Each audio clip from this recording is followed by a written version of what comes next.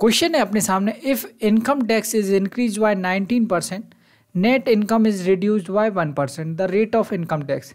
देखिए ये भी आसान सा क्वेश्चन है, कुछ नहीं है क्वेश्चन में। देखिए क्या बोल रहा है क्वेश्चन बोल रहा है कि यदि इनकम टैक्स को 19% से अपन बढ़ा देते हैं तो जो नेट इनकम रहती है वो 1% कम हो जाती है। अच्छा, इनकम टैक्स क्या होता है? देखिए मैं मान लेता हूँ कि इनकम टैक्स अभी लग रहा है कितना, X%।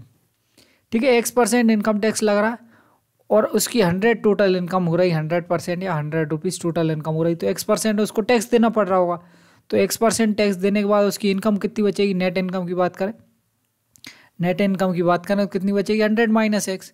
ये चीज़ तो सबको समझ में आ रही कि इतना टैक्स कम होने के बाद नेट इनकम बचती है। ये अगर उसकी टोटल इनकम हो रही है, इनकम में से उसने इनकम टैक्स दे दिया, उसके बाद उसकी बची इनकम जो नेट इनकम कहलाती है। ठीक है, अब टैक्स में कितने की बढ़ोतरी हो रही है? 19% की। अगर X% पहले लग रहा था तो अब X का 19% और बढ़ गया। ठीक है, और उसकी वजह से क्या हुआ? नेट इनकम में 1% का कमी आ गई। नेट इनकम कितनी थी पहले? 100 - X। अब इसमें 1% की कमी आ गई। ठीक है, मतलब ये 1% के बराबर है, इसके 1% के बराबर क्या है? X का 19% नेट इनकम के 1% के बराबर है। यही तो क्वेश्चन बोल रहा है कि इतने की बढ़ोतरी करने के बाद इतने की कमी आ जाती है, मतलब जो बढ़ा रहा है उसकी कमी आ रही, तो वो दोनों बराबर हैं।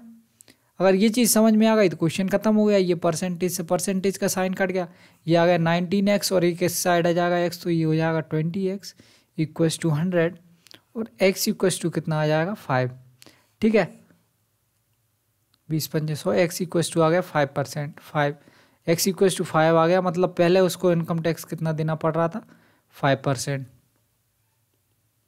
ठीक है, पहले उसको देना पड़ रहा था 5%। ठीक है।